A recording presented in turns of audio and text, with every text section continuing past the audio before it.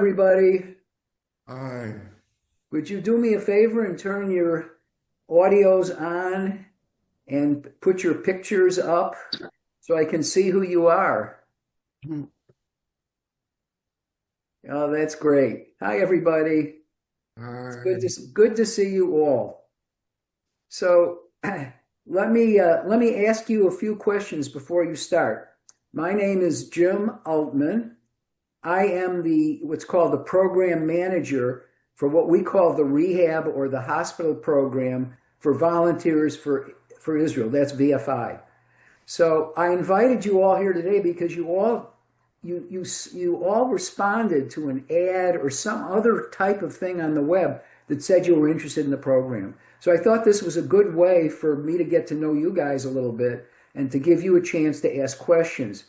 But before I get to actually making a presentation, I want you guys to tell me something about yourselves. First of all, your name, where you live, and if you've ever been to Israel before. Why don't we start with Liz? Because I can see her name. Can you turn off your audio? Turn on your audio, Liz. Find it.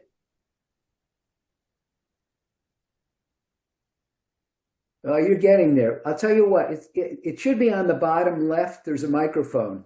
But since Liz is struggling, let me move over to JC12E. Okay. Oh, I'm she's I'm got it. gonna Okay, yeah, Liz. I'm with you So, guys. have you been to Israel before? Yeah, I have family living there, Oh, actually. that's terrific. Have you Yeah, volunteered there before? I have a nephew and four little ones. Oh, that's great. Wait a second, I'm just letting some people in now. Some other people. Okay. Okay. And now I can go to JC12E. What about you guys? What is your interest in Israel? You've been there before? My name is Enoch. She's Mary. Hi, guys. The closest I've been to Israel was I'm a disabled veteran, and I was enlisted in the United States Marine Corps, and Uh-huh. I've been to like Iraq and stuff like that. That's the closest I've been. All right. But now I'm retired. Well, good. Join the club. Thank you. What about Vicky? Hi, I'm Vicky, live in Southern California, Laguna Beach area. I have never been to Israel. I grew up in New York, very Jewish neighborhood, but never studied Hebrew until this past year. And I've been wanting for the past year to go to Israel for various reasons. I couldn't, but I want to go this coming year. Good. And I'm in the medical field, so it's something that draws me. Okay, well, we can talk about that later on during our discussion too. Thanks. Stacy, what's up? Hello, I'm in Florida and I have been to Israel, but not for a really long time. Okay. I went to school in Jerusalem for a year and I lived on a kibbutz for a year, Oh, wow. but back in the 80s. And Wow, that's terrific. uh and Malka, what about you? I can't hear you. Is your speaker on? No, it's off now. It's on now. I should be able to hear you. Your volume may be low. It may be the problem because your speaker is on. Okay, well, I'm gonna move over to Robin until you can figure that out. And if you can't, Malka, don't worry about it. Robin, what about you? What is your situation? Why do you have you been to Israel? Similar to Stacy, I've been to Israel, lived on a kibbutz for 2 years from 17 to 19, went to Hebrew U.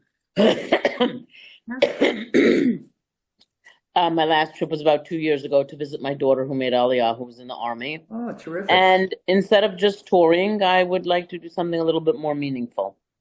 Okay, that's terrific. And then there's Rich, or is it Richa? I can't tell. Richard. Richard. Okay, Richard. So what about you? Yeah, I'm living between Long Island and Connecticut. And Uh-huh. yes, I was in Israel in 95 on a Uh-huh. vacation. And I want to go back and I want to help. I want to do something useful, like the ladies before said. I want to Yeah. contribute somehow.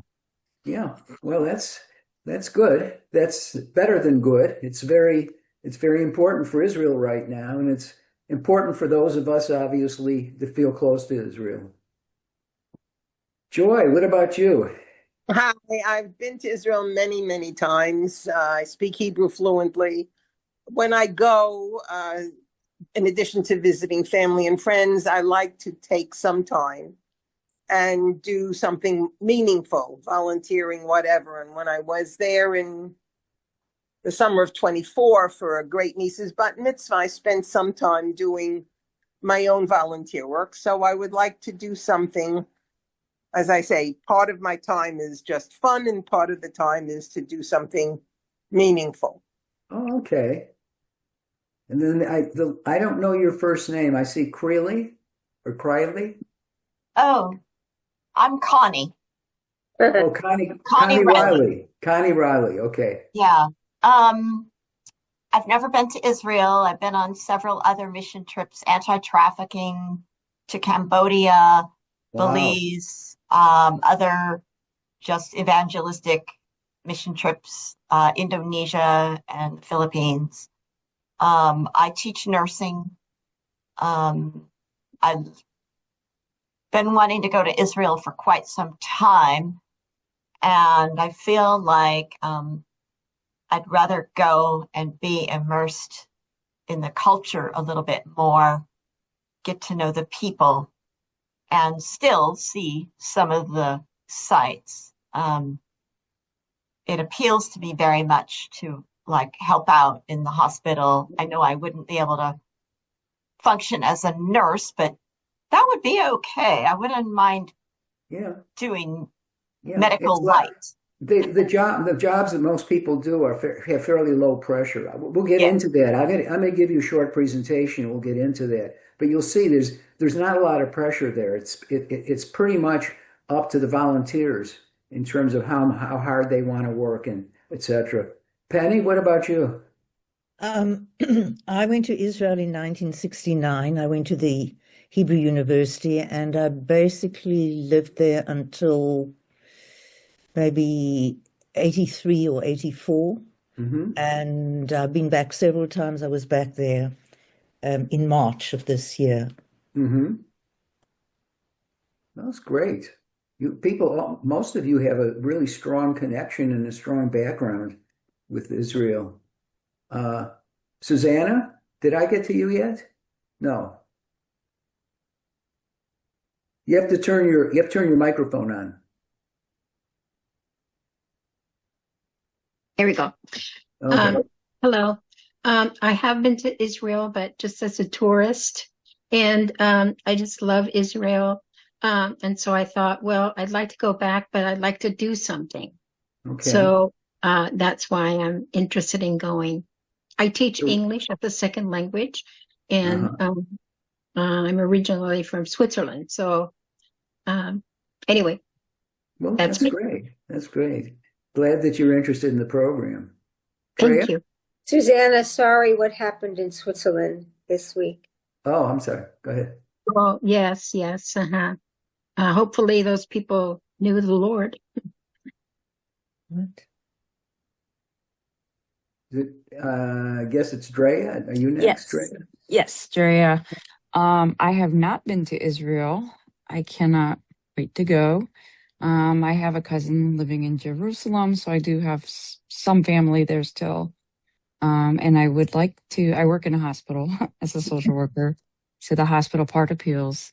And I would like to make Aliyah and work as a social worker in healthcare over there.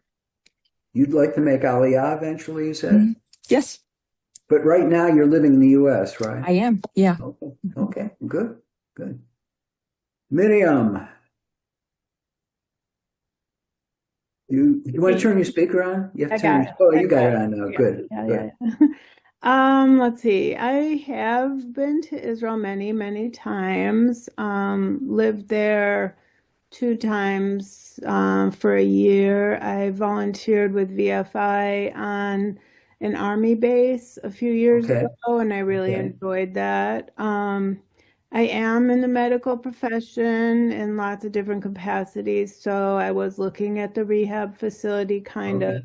with interest just to do something different. Uh-huh. I volunteered a few times with Acupuncturists Without Borders, so I've had a few interesting trips to Israel on different kinds of missions, but I noticed this one and I just wanted to find out more about it to see if it really is the volunteer trip that I'm looking for, or if there's Okay. something else, because I noticed there's also other kinds of trips. So, Joel, your name is very familiar to me Hi there. because Joel has already signed up for a trip. I am signed up. I have, let's see, I'm a retired physician, but I retired so long ago that I no longer have a medical license. So I would feel kind of weird about practicing medicine over in Israel. But I do want to volunteer in a rehab situation. I think I could be helpful doing that. I have volunteered with SAREL a number of times on army bases.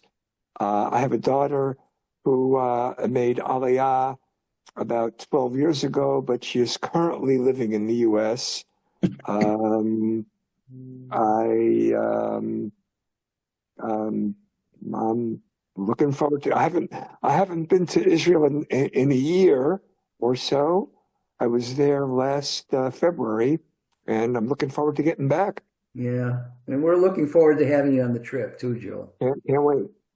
I think that covers everybody. Did everybody have a chance to say something or not? Okay, well, let me start and just say that I'll give you a little bit about my background. So, I grew up with cousins in Israel that I never saw. I saw photographs, never saw them. I grew up with an uncle in Israel that I never saw, only photographs. So I always wanted to go to Israel, and I didn't know how I was going to do it because, with all going to college and everything else and finding a job and, it just fell through the cracks. Although I did keep in touch with my family there somewhat. So after I retired and I saw the opportunity to go with VFI and go to Israel and do a combination of touring even though I've seen a lot of it, I skipped something. I was on sabbatical in Israel for a year. So even though I had seen a lot in Israel before, I had never really volunteered. So I thought this would be would be a good trip for me. So I think that all of our experiences are unique, but I think we all have one thing in common. We want to help Israel. So without further ado, I'm going to give you a short presentation to give you a better idea of the program, because some of you may find this thing very attractive. Some of you may find that it falls outside of the kinds of things that you want to do. But let me say at the beginning so you realize this. VFI is not a travel agency. VFI is an organization which develops programs for people to do what you're thinking of doing, and there's about 6 or 7, depending on how you count now. But we're not in the travel. What do you call it? Like, the travel business. So our programs are designed a certain way. There are certain costs, and there are certain things you would be doing in these programs. They can't be changed. You'll be touring. These things cannot be changed because they're baked into the programs. That's the way they are. So my point in telling you this up front is if there's certain things you really want to do and it's outside the scope of this program, you could stay later in Israel, come earlier in Israel, but we can't modify the program. We can't customize the program for an individual. So just so you know in the beginning. So I'm going to start out with my presentation. And so at any rate, these are just some bullet items to just go over this general things about any program in VFI, but some of them more specific to the rehab program. So the rehab program itself is a 16-day program. It begins on Friday evening and it ends on a Saturday night. So basically, it begins on a Shabbat and it ends on a Shabbat. And there's touring. There's 10 days of volunteering, and there's 6 days of guided touring by a wonderful tour guide who was there when I went did the rehab program about a year and a half ago. The next thing I've got on here is physical activities are moderate, but I can see from all of you that it's, physical activities are not going to be a problem with you. Because they really, really are. You'll see they're not very stressful. They don't require a lot of physical work. There's no age limit. You don't have to have Hebrew, but it always helps to know a little bit in different situations you'll run into. But even if you knew no Hebrew, you'll be able to make yourself known, because most Israelis do speak English. Maybe not always very well. They may not understand it very well, but you'll make yourself known. And it's not knowing Hebrew is really not a problem. There's an all-inclusive cost that includes lodging, most meals, transportation, and touring. So this is what the cost to VFI includes. It does not include plane fare. Plane fare is on your own. That's something that you have to be able to arrange. Okay, for the next slide, let me see how I do this. Okay, there's a picture. If you go on this trip, there's a picture of where you will be volunteering. It's called the Youth Rehabilitation Hospital of Tel Aviv. They have more than just rehabilitation there. They have several more conventional medical departments there. And some of them support the people that are there for rehabilitation. Other ones are more specialized than rehabilitation. They're more conventional medical departments, treatment departments. So at any rate, this is a picture of the hospital. You're seeing it from the front on, and you're seeing the offices. What's above on the top of the picture are the offices. What's below is the common area. When you walk through the gates, that's what you see. And you can see a lot of people are in wheelchairs because most of them are undergoing some kind of rehabilitation. This does not show the whole hospital. It just shows the offices. It doesn't show the wards. There's actually a wing on the left and a wing on the right of that main building.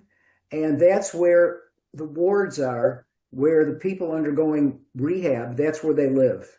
Because these people are there for long periods. They're not just there for a week. It's not like if you're in the United States and you have an accident and they send you to a rehab hospital, you stay there for a week and then they send you home. It's not like that. These are people that are there. Many of them are there for a month or maybe even more than a month getting their rehab. It depends on what they're there for. Okay. So what would you do as a volunteer? Okay, you can assist patients to and from treatments in the hospital. Now, as I said before, this hospital has 2 wings where it has all the wards. And this is where the patients' rooms are and where they have a common area where they can get together in kibbutz, or they will be getting their meals there also. So this is what the ward looks like. It's one area where you have the patients, you have the staff, the receptionist desk, and you have a common area. Now, there's several of these in the hospital. I never counted them, but there's got to be like 10 of these things in the hospital, 10 of these different units. So one of the things you might be doing is assisting patients to and from treatments in the hospital. And I'll come back to that in a minute. But at any rate, I put it in bold because that's what most people end up doing, because that's the easiest thing to adapt for as far as the hospital is concerned, because you try to assimilate people in a way in which you don't have a lot of demands in terms of what their expertise is and what their backgrounds are. The easiest thing for them to do, and also one of the most important and frequently needed volunteer work, is assisting patients to and from treatments in the hospital. I'll go over that a little bit more in a minute. I'll leave this up for a second. You can just look through all these different things. The help, by the way, the help in the children's department, I don't know that that ever happens, but it's on this list. I didn't put the list together. It was put together by the hospital person that does the volunteer organization. So just take a second. You can look down and see that. By the way, this Zoom is being recorded, so it'll be up on. I'll send you all copies of it when I get your names and emails, and it should happen within the next few days to a week that this will be available. Oh, okay, assisting patients. So this is what you will be doing if you do one of the common things that it's done. So I'm picking this not because it's the absolute only thing you would do, but because this is the most frequent thing that's done, and we're time limited. So we're not going to go through details on other things. I don't know all the details of the other possibilities because this is what I did. So I can only tell you from my experience. Really. So this is a picture on the left of the rehab facility. There's also an occupational health facility that's the same size as this, and there's also a kind of a fitness facility, where they have exercise equipment for patients to work on. So there's like 3 rooms like this. This particular room, you can see, it's just full of medical healthcare professionals that are treating patients. So there's a lot of activity here. Patients are coming and going from their wards to the rehab facility on the left, and who is going to take them from their wards? Who's going to take them from there to the rehab facility? It's going to be a volunteer. So the volunteers are the ones that do that. Not everybody needs help or gets help. Depends on whether they feel they need it. But believe me, it's a pretty busy job because you basically will be choosing from a spreadsheet the patients and the times that you want to be involved. And you will find that there's plenty of action. There's always things to do. Okay. So this is just to give you a little bit more information about what it's going to be like when you're living there. And there's 2 places you might stay. The one place is a hotel, which is we have a couple hotels we use. One of them we use most frequently is the Maxim Hotel. That's not supposed to be maximum. It's supposed to be the Maxim Hotel. No I. And it's on the Mediterranean, as you can see. And it's a pretty conventional hotel. I don't know. It's probably about a 4-star, something of that nature. But believe me, it's a very nice hotel. Hey, Jim. Somebody's chatting. Somebody You would get your breakfast. Somebody's on the phone. Okay. Well, maybe you should mute your microphones for now if you can. I mean, But if at any somebody's going to be on the telephone or talking to somebody in the next room, maybe mute your phone for that period of time because it's very distracting. Thank you, Joy. Thanks for that help. So the Maxim Hotel is right on the beach. We have another hotel that's nearby that we use. Both of them are not far from the medical center. I would say if you like to exercise in the morning or in the evening, taking a walk to and from the hotel to the hospital is probably a nice thing to do. It's not a tremendous distance, but if you want to take transportation, VFI will arrange for a cab to take you from the hotel to the hospital and back the other way. Now these panels in the center is an alternative way of accommodation. I call this a hospital dorm room. This is where I stayed. The hospital has about maybe a dozen of these rooms. They use it for different things. They use it for VFI volunteers. They use it for volunteers from other organizations because at any one time, there might be as many as a dozen volunteers that are with you with different arrangements. They might have come by themselves. They might have arranged it through the hospital. They might have done it a different way. But the point is, if they go with the VFI program in the end, they have the option of staying in a dorm room if there's one available. The only glitch there is there's got to be one available.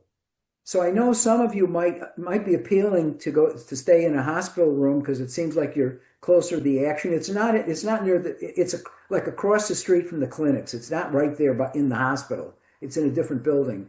So James, some how people far find is the it maximum? appealing. The other thing is that it's less expensive. The total cost for the trip without the airfare again. Let's see this waiting room. I got somebody in the waiting room. Okay, so the cost for the all-inclusive with the hotel is in the neighborhood of $3,500 without the airfare. If you have a room in the hospital, they don't charge us for the room, so we can reduce that by about $1,000. We can reduce the cost there by about $1,000. You also don't need the cabs to go to and from, so we can reduce the cost by about $1,000. So it might be that you feel a little bit tight in your wallet, and this might be a way of reducing the cost. But again, it depends on what the availability of the room is going to be. Tours, I classified these as 3 different kinds of tours. You're actually going to be touring on 3 different weekends, and each one of these classifications corresponds to one weekend, not necessarily in this order. But these are the kind of touring we do. These are my 2 friends that stayed with me that were in the rehab program with me. They were both in the hospital dorm rooms, and we generated some pretty good friendship through that. They were really interesting people, fun to be with. This is Julie, our travel guide. She basically plans the itineraries. And she guides us through those 3 weekends when you're having tours. She's very experienced. She has her own business, and she actually runs tours worldwide. She's very knowledgeable about Israel, and I think you will find it a wonderful experience touring with her. It's much better than just going with some commercial guide like you might find on the web. She is really, really excellent. So there are 3 places I classified this in: Jerusalem, which is usually closer to the end of the tours; the Sea of Galilee, which is usually close to the beginning; and then the Israel-Gaza border, which is in between somewhere in terms of sequencing. And this is a map of Israel, and every red marking here and here and here and here, these are the places that we visited. So there's many places we visited. We went to several in one day. Julie usually she uses her car. Depends on how many people are being on the trip. If there's more people than she can handle in her car, then she rents a van. But basically, you all go together with Julia, and she takes you through these various areas. So notice that most of the touring, so you see it's in the northern part of Israel. Okay, we don't go down to the south at all, really, and we don't go into Beersheba, and we don't go south of Beersheba either. So that's pretty much the region that we tour in. And let me just point out this last one that says the Israel-Gaza border. That means that we tour at the border between the West Bank and Israel. And this is sometimes known as the envelope, the Gaza envelope. It's really a border which is a little bit thicker than a line, which is why they call it an envelope. And that's the area right now, which is kind of that's where the ceasefire line is. And that's the area where Israel troops are. IDF is trying to make sure that the ceasefire that Hamas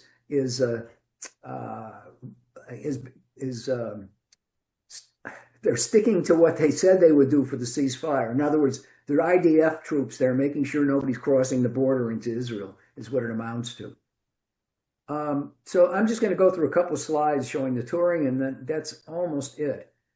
Jerusalem, we spent a full day, and actually it was a day and a half in Jerusalem. And these are some of the things that we did. Actually, we couldn't do Dome of the Rock because that's been closed down because of it was during the war. I don't know if they've opened it up again or not. I doubt it, but it was closed when we were there. We went through pretty extensively. We went through on foot in Jerusalem in the old part of the city. So, Jerusalem is divided into various areas, and there's a Jewish area, there's a Christian area, there's a Muslim area, and it's divided into various areas, and we kind of explored on foot some of those areas. We also, of course, went to the Western Wall, and this is a picture of basically of the Holy Mount, and we spent time there. Underneath the Holy Mount is an excavation, which you've probably heard about, maybe you've seen, and this is an ongoing project.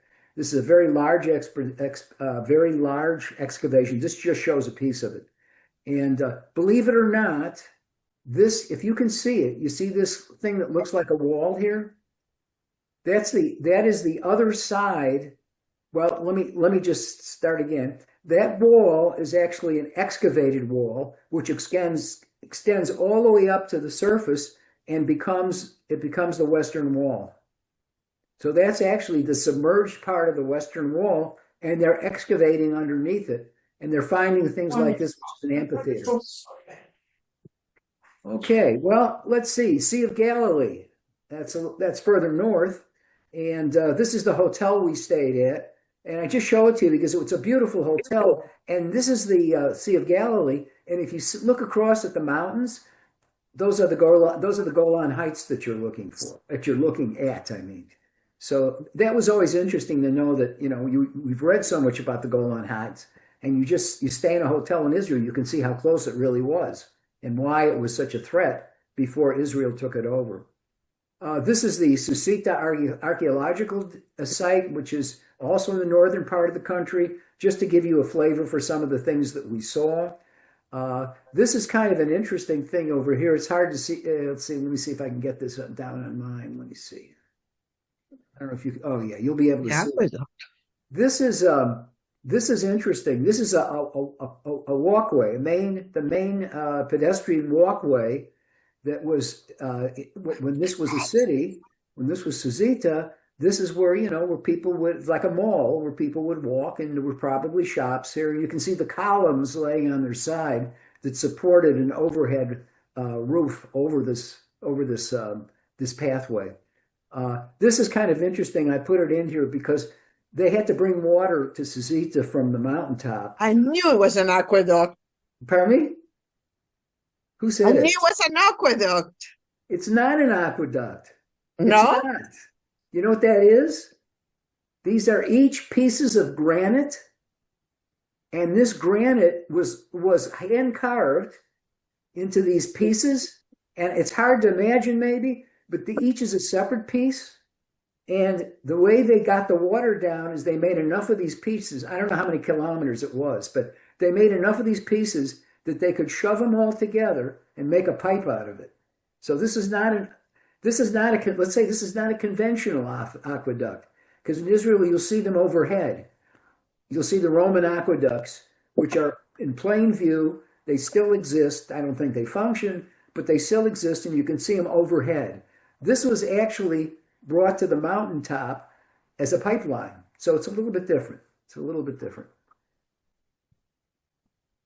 Okay, this is something that you have probably, I know that you've all read about or heard about. This is where we went in that was near the envelope. So this is Sderot, which was a town which was brutally attacked during the invasion by Hamas. And there are stories associated with it, but I don't want to spend a lot of time now going through stories. I want to answer your questions. This is part of the Nova Film Festival site the way it exists today. It's a huge area. That Nova site, which has got the most publicity and probably had the most deaths and certainly kidnappings of Israeli civilians and soldiers. That's a huge area, but this is a small area that was set aside for families of those victims of that attack. And the families erected these memorials. Each one of the signs shows somebody that was taken or killed during the attack, etc. And it's a big area. I just could catch a piece of it with my camera. This is a famous bomb shelter, and it just illustrates something. This is the only place, if you were in the street shopping or something, and the attack came, and you had to try to find some kind of shelter and protect yourself from the Hamas terrorists. This is the only place that was available. It was a bomb shelter. And this one's particularly famous because it's called the Kingfisher Bomb Shelter. There's a whole story that goes along with this, which I'm not going to tell because I don't want to spend our time doing that. But if you look up Kingfisher bomb shelter in Israel, you'll find the story. And it's a pretty incredible story. But what's interesting, or not interesting, but what's tragic about it, this is the only place to find shelter. But you notice something about this. It's a bomb shelter, so there's no door. Because this was meant to protect people from aerial bombs. It wasn't designed to keep people out. It was designed to let people in. So when Hamas came and attacked, people that went to the bomb shelter didn't do them any good. They were unprotected in the bomb shelter. So it's a real tragedy. And I don't know if there's going to be any kind of changes in Israel, any kind of redesigns of these. I'm imagining they've put doors on them now, but I don't know for a fact. So that's really all I have to say about this. All I have to say about the slides. I just wanted to mention one more thing. Let me get out of the stop share here. I just want to mention one more thing, and that is I'm going to have a hard time getting all your names and emails together because I can try to get it from the recording, but it's going to be very difficult. So if you are still interested after hearing the Zoom, you're still interested in possibly going on the rehab trip, please send me an email with your name and your name, and I think that's all I need. Just send me an email. Now, you all have my email. Is anybody that doesn't have my email? I think you all have it. No, what is it? Okay, let me put it up in the chat here. Chat. But James, if someone keeps Shabbos, if someone observes the Sabbath, they can't go on this kind of trip because That's correct. Yes. Now, are most of the people that go on this trip Jewish or Christian? Like, are they looking for a missionary? Well, wait 1 second. Let me send this out and see if you guys can see it.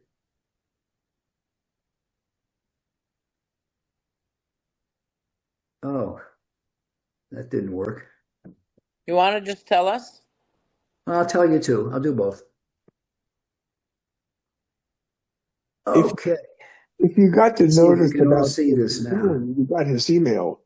Okay. Can you all see it in the chat now? Yes.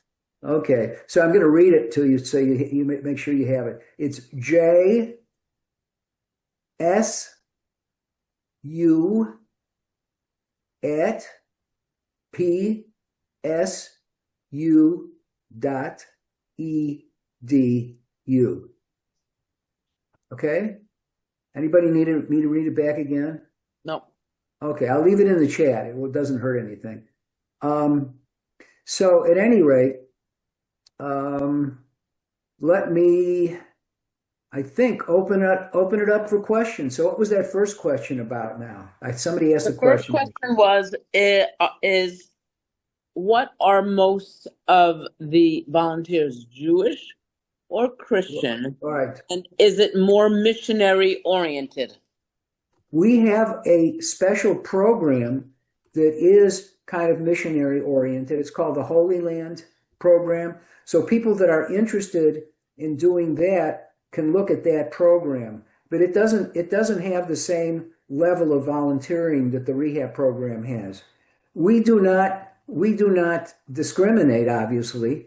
If somebody is Christian and they want to go on the rehab program, they're welcome. They're still going to go on tours and they're going to see They're going to see a lot in Israel. They're going to meet people at the hospital. So Right. it's still going to be a great experience. But it's not designed as a missionary program. But that's not what I'm looking for. I'm an Orthodox Jew who keeps the Sabbath, so clearly this trip is not for me. No, and probably your meals aren't even kosher anyway. Oh yeah, they're all kosher.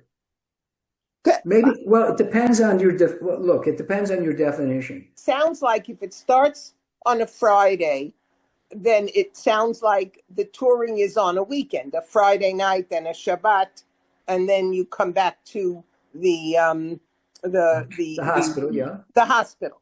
So if somebody is chooses not and is ready to pay for the full price, but Right. chooses not to partake of the touring, is that acceptable? So for instance, if I'm also observe Shabbat, so if the program starts on a Friday and I'm choosing to not go to whatever it is, the first weekend is the Sea of Galilee or Jerusalem or anywhere else, if I say I will join you on a Sunday when you're back from your touring, is that possible? If you're going to take care of it from yourself, I'll take care of my own Shabbat. Yeah, no, I don't have a problem. I'll go to my niece or friend or this, or I'll spend Shabbat wherever I choose to spend it. Is it possible to do that? We have when I said that the programs are kind of set, what I meant is there's a price for the program, and it includes a certain plan. Right, I understand and that. part of the plan is touring. But if you don't want to go, if you want to change it, you don't like our tour, and you say, "Well, I'd rather go here. I'd rather go here." We can't accommodate that. But if somebody wants to pay the full boat for the trip, right? But they're not going to go on the touring. I mean, we wouldn't have anything against that. Okay, so if I say to you, you're going on a tour on Friday, and from Tel Aviv, and I say I'm going to Yerushalayim for Shabbat because I want to spend it wherever and not go on your touring because I've been there, done that. Whether it's Sderot and the Nova Festival, I mean, been there, done that. And if I say I want to leave and observe Shabbat on my own and then come back, Sunday morning, and I'm ready to say I'm paying the $3,200, and you'll make your own. You'll make all your own arrangements. I'll be as they say mivater. I'll leave the touring and forget the But you'll be on your own. I can do that. But you'll be on your own for arranging. I understand that. You have to arrange all your own. Right. I understand. I have to arrange my own Shabbat. I have to arrange my own transportation from Tel Aviv to wherever I'm going to be for Shabbat. But I can do that and just say, I'm not partaking. I'm paying for it, but I'm not partaking. And I'm not asking you to a refund. He's answered you. Can you please answer some of the questions? So let me just say that I'm glad she raised the question because I think there are many people that are in that category. So you and I should correspond more about that. And so what it triggers in my mind is when you send me your name and email. Got it. You have specific things that you want to remind me of, like joy, that type of thing. Oh yeah, I don't want to go into. Send it to me in the email. Got it. So I can make a note of that when I take your name. Okay. Other questions? Someone had asked how far the hotel was from the hospital. Who's asking that question? I'm asking it, and I wrote the questions. And that was actually the first God, one. I really didn't go to the hotel when I was there, but I would say that it's not the kind of thing where you probably want to walk every day. If you like to exercise, it's probably makes sense. But I don't know how long it takes, So I think taking a cab is a better way to do it, and that's included. The cab fare is included in the cost. But you said at the beginning that, you want to walk back and forth. That's fine. I just wanted to have an idea of how far it was. Oh, you know what, Vicky? Put it in your email when you send it back to me, and I will find out, and I will let you know how far it is. Because I never went there. I really don't know, to be honest. Okay, can you answer the other questions in the chat? Oh, okay. How long would it take to Okay, find let me out see. if a Which trip hospital are room you is on? available? I don't know what that question means. I'm talking about rehab. Uh, okay, there's your question, Vicky. How far is the hospital? When would we find out if hospital rooms are available? Probably not until very close to the trip. That's the truth because it's they can't they don't reserve rooms for us. If there's a room available, then they give it to us. So there's no way for us to know before. I can't tell you exactly how far. I would say probably a week in advance, something like that. But I wouldn't expect it very much more than that. Okay. Oh, on the weekends, we go back to the hotel and leave again for the tour? No, that's a good question. I didn't mention that because if you're at the hotel or if you're at the hospital, you will be picked up to start the touring. And then depending on where you're touring that day, you'll be spending the night at another hospital another hotel, for example. So you'll be taken care of. You'll be picked up, and then you'll be delivered back to your hotel at the end of the touring. Thank you. Could you discuss the security that we would have? Well, I don't know quite how to answer that. It's not like if you've ever been to Egypt, for example. It's not like there's going to be a guard with you. It's not going to be like that at all. I mean, they have good security in Israel, and our travel guide is very experienced, and she'll have a cell phone with her, and she can call for help if she needs it. There's not going to be a special guard for you. That's not the kind of trip this is. This is Israel, and no matter when this is a particularly bad time you might think to go. It's not the worst because at least there's a ceasefire now, which means what that means is you won't have missiles fired at you. And we have people going on tours where they would have missiles sometimes coming at them during the night. It's not like that anymore. Right now, it's pretty quiet in Israel. So the security thing is pretty much the way it always is in Israel. Israel is an unpredictable place. I know, but like Sarel, which I was going to go to last year, they meet you and they have guards with you and security all along the way. So you don't have any security. No, Sarel, the difference is that Sarel is a military organization, basically. So that's what the difference is. We're not a military organization. We offer tours. When you're with Sarel, probably on Feed the Soldiers, that's a different kind of a situation because it's directed by the military. It's a different animal. But I understand your concern. I'm not trying to blow it off. No. I can just tell you that I took my family and I had very young children in 1979, and believe me, there were things happening in Israel in 1979. I won't go through what they were, but it's right before the first war with Lebanon started, and there was stuff going on there. And I had 3 young children, and 2 of them were in school, and we had a Ben Appellate, somebody that was like a nursery school person that was taking care of them. That's just the way it is when you travel to Israel. I don't know what other tour companies do, but I would doubt if many places used armed security people in Israel. It just is. I think it's beyond the pale. And so, Julia, the tour guide, there's no weapons. There's nothing. She's a tour guide. She's not a military person. So if security is a concern, I can only tell you that the probability that something's going to happen to you in Israel is fairly low. It's not 0, but it's fairly low. And they've been running these tours for like 30 years. VFI has been involved in this stuff for 30 years. And they haven't had any issue with that over these 30 years. And are the tours from Friday afternoon through Saturday night? And then you're back in the hotel or the dorm. Yes. Saturday night to start working again Sunday morning. Correct. Okay. Correct. Yeah. Yeah. You finish your work. You finish your work on Friday, and then you're picked up at your hotel, or in one of the dormitory rooms. You're picked up the next morning, and then you're brought back again afterwards. Yeah. Other questions? Let me address a little bit the question that came up. Oh, there's a hand up. Somebody raised their hand? Yes. Yeah, go ahead.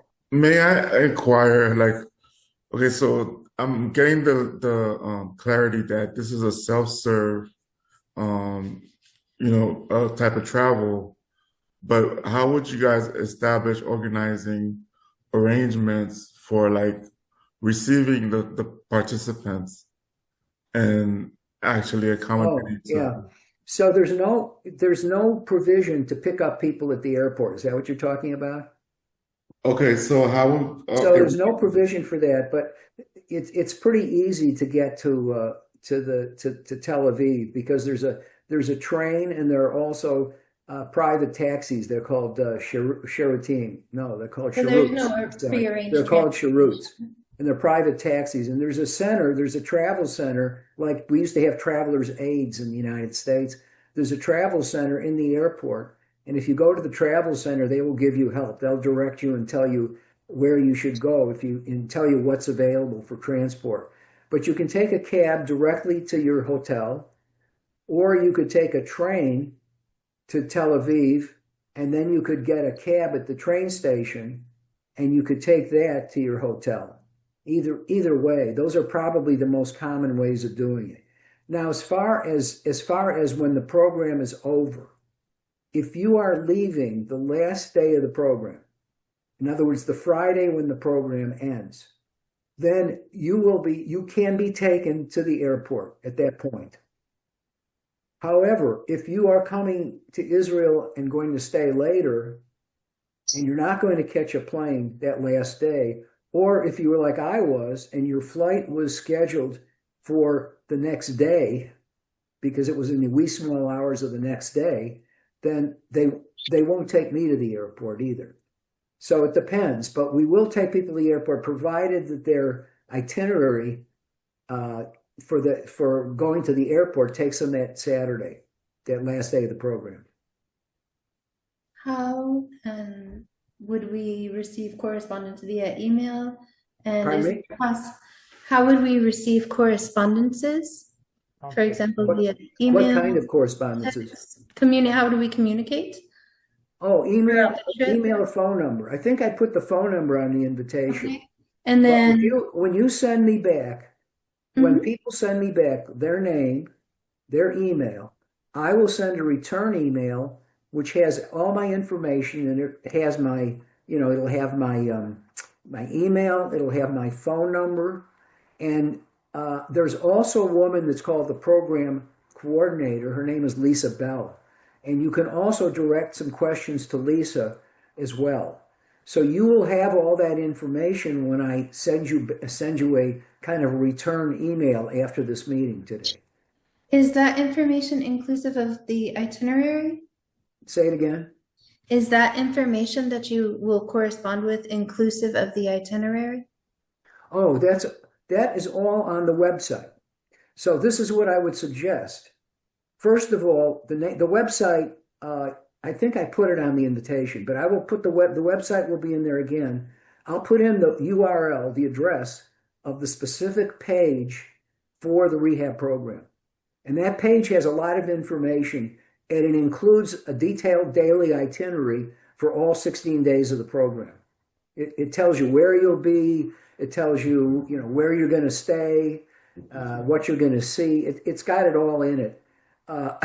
So what I will do is I will make sure that I put the website URL.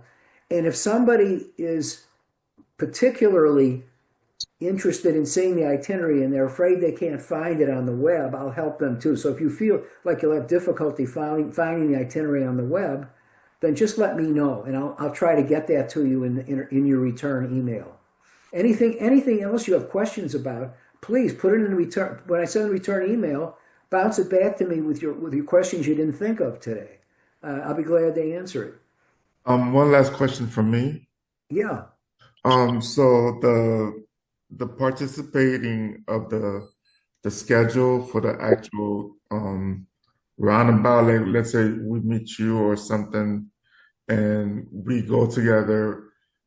When would that all that stuff be scheduled? Like when is this? Is this around the clock every weekend or like how It's all often? in the itinerary. I don't quite understand what Okay. you're asking. It's all in the itinerary. It tells you what you're going to see and where you're going to stay. It's And all there. You when? can always ask.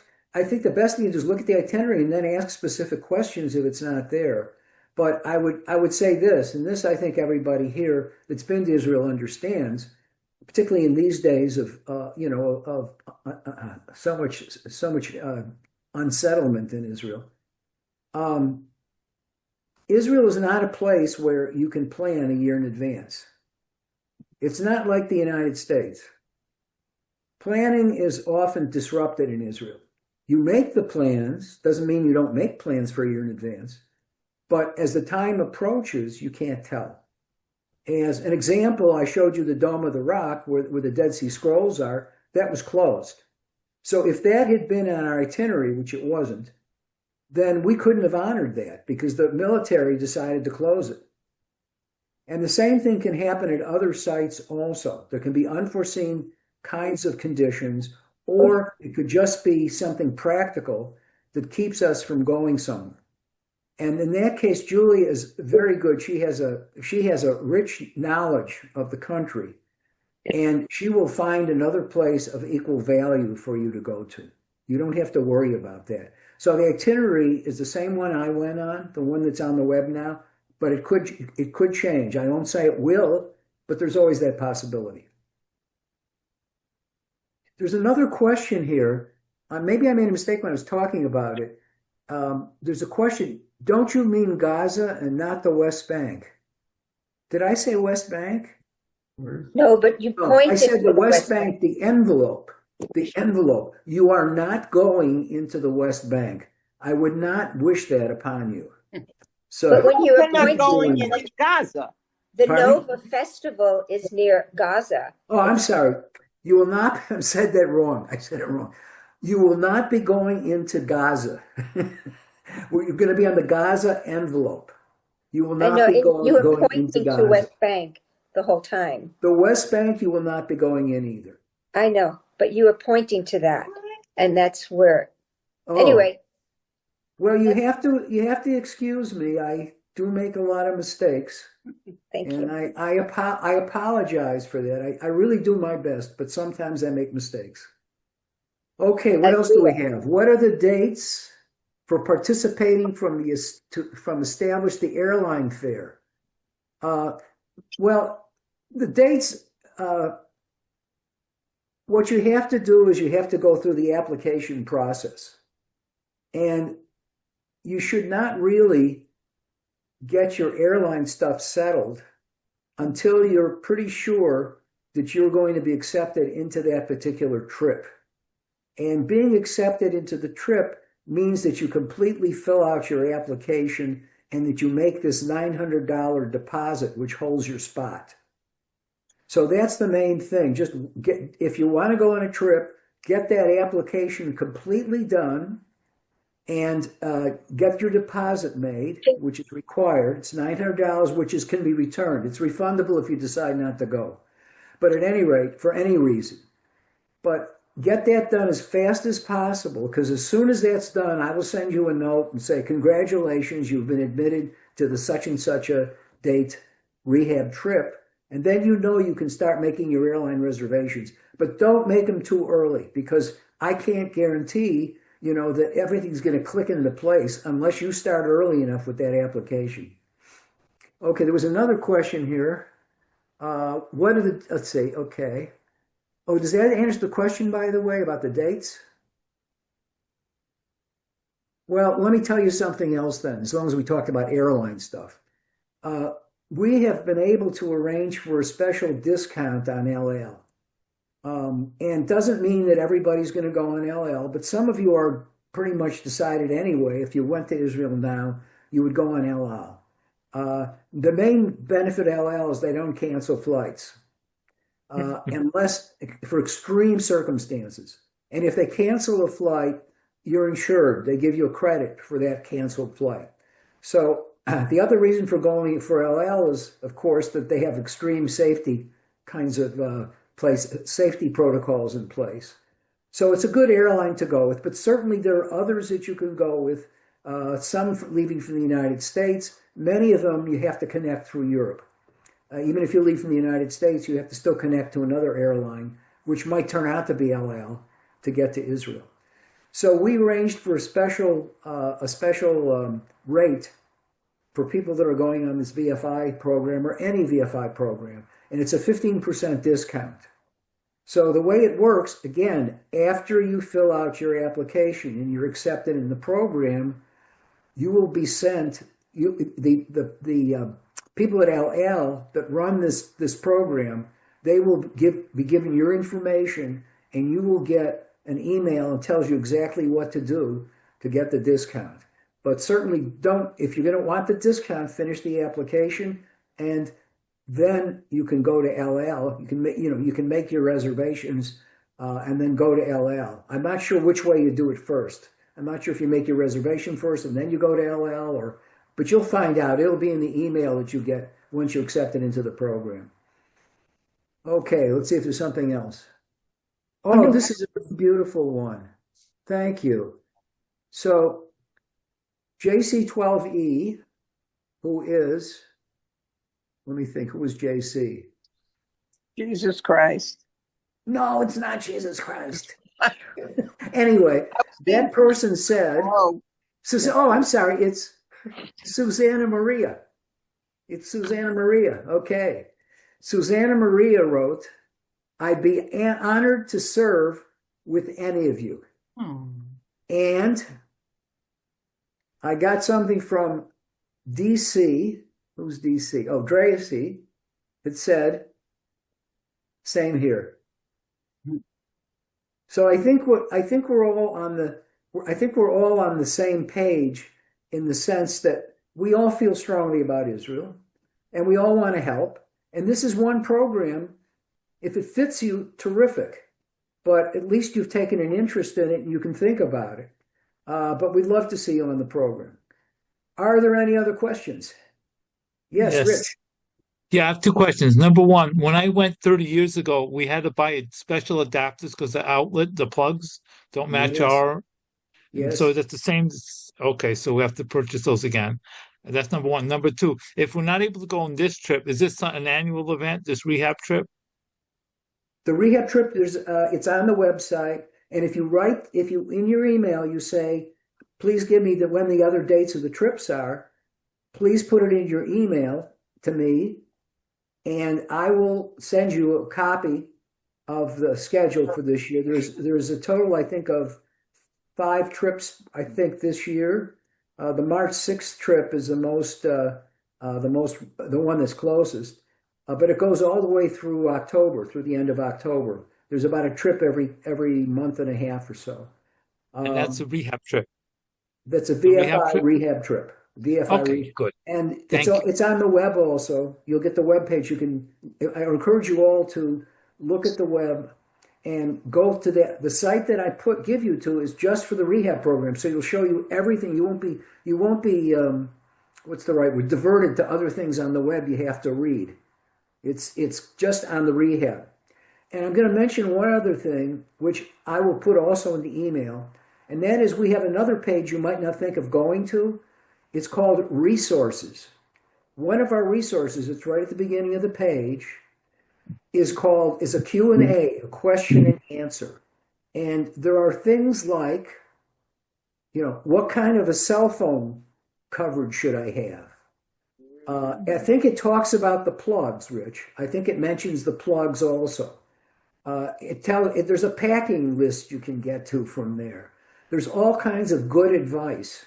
There's also how do I get from the airport to the hotel. That's all in the Q&A, which I can't go through obviously here. That's why it's on the website. But I'll put the Q&A, reference to the Q&A, and I'll put the link in there for the Q&A so you can see that as well. Thank you. Sure. 10 new? What's this? Oh, there's more here? Oh, wait a minute. I'm going to go through these quickly. Same here. Okay. Are we met when we arrive at the airport? Well, I answered that when the answer is no, you're going to be pretty much on your own. It's going to be a little bit of an adventure to get to the hospital, but people will help you, or to the hotel, people will help you. Will people need to get the adapters? Yes.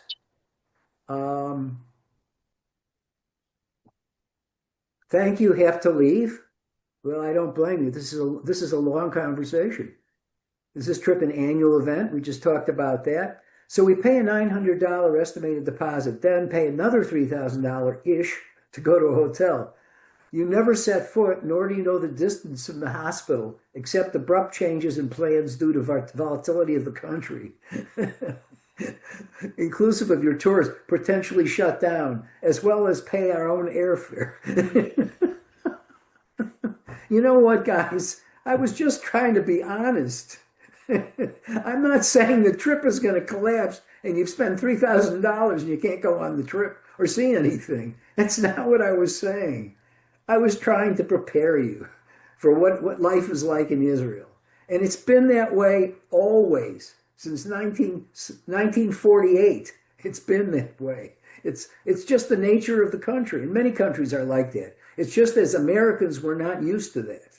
We're used to a much more orderly life. And that's the truth. So don't get scared off by what I said. I was just trying to be honest with you in terms of what could happen. Think of it as worst case scenario, please.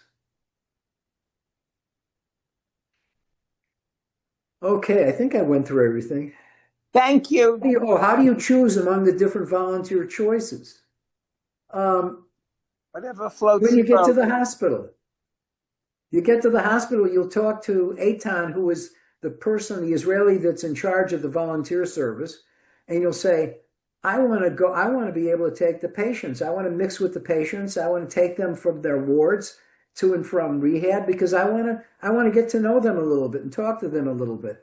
Or you might say, I actually have a license in rehabilitative therapy. I'd like to spend some time helping out in the rehab facility. And they might say, hey, that's really terrific. We could use all the help we can get. If you've got a certification, they will hopefully find something for you. So it's all up to Eitan when you get to the hospital. We're not the arbitrators between Eitan and us. That has to be settled among you. And all I can say is, do it. Don't feel self-conscious. If you really want to consider other things, one of our people didn't want to do something different than escort the patients. She ended up in the food service. She was preparing meals. So it depends. You just have to have good communication skills with Eitan and make yourself known. And I'm sure he'll try his best to find a place that's suitable. But we can't guarantee it. We just can't guarantee it. Oh, let's see if there's anything else. What are MAC flights? Do you host through MAC flights? What are those? Is MAC a type of airline? Sorry, I was asking because in the military, they used to provide us MAC flights, which is a $15 trip, and you're able to get on these. It's like catching the bus, but except there's no, you just can't miss your. It's a rapid flight. Yeah, it's departure and arrival. You can't miss your. I don't know who arranges the MAC flights. I assume it's done through the military. Yeah, or the VA. Yeah, so I think actually that's a good suggestion. If you approach maybe the VA or somebody else and find out if it's possible. I mean, we would have nothing against it. We would just hate to see you, delayed or whatever because you chose that route. But you could catch up to us. I mean, that wouldn't be a problem. But I'm just saying that, our concern is mainly that you get there and we can get you going on the program. If you find a different way of doing it rather than a conventional airline, that's fine. That's not a problem. But we can't really help you do that. That's you're a vet, so you'll do that on your own. Let's see. Okay. So Liz says, thanks for the meeting. And Malka says, Toda Rabbah. And then, wait, there's one more. Oh, there's two more.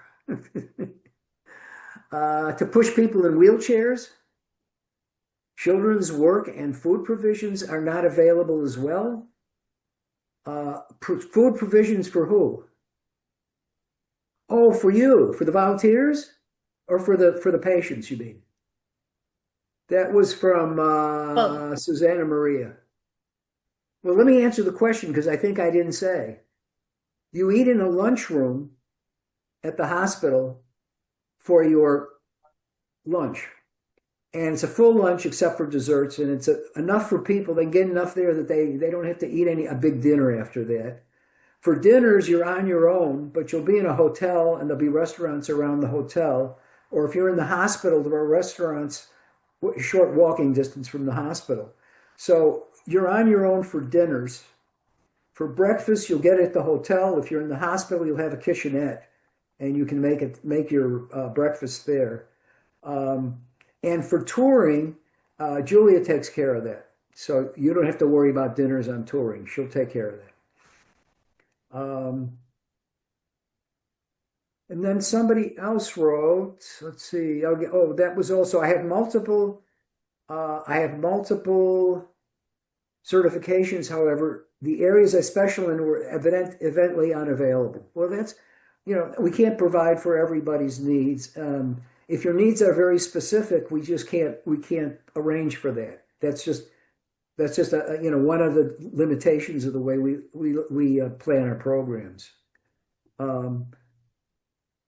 Is there an airport in Tel Aviv? Well, does anybody want to answer that question? Is there an airport? Yes. Yes. Ben Gurion. And what's the name of the airport? Ben Gurion. What was the name of the airport before it was Ben Gurion? Ooh. Anybody know? Oh. Anybody remember? Lod. No? Lod. Who said that? Lod Airport. L-O-D. L-O-D. Oh. Right. Okay. Well, you guys are so experienced. I got to tell you, your experience just blows me away. It honestly blows me away. You've done, I don't know if it's all of you, but it's certainly most of you have done so much in Israel before. It's really commendable. Really commendable. Thank you for where your heart is. Thank you for your time, Jim. Thank you. You're very, very For your welcome. time and energy and effort. Okay. All right. Yeah. Oh. Now I'm the bad one. Anyway, take care of each other. Have a happy New Year, and hopefully a more peaceful New Year. I'll be writing to you all soon. Please send me your emails and any message you want to send me. Bye-bye. Thank you. להתראות.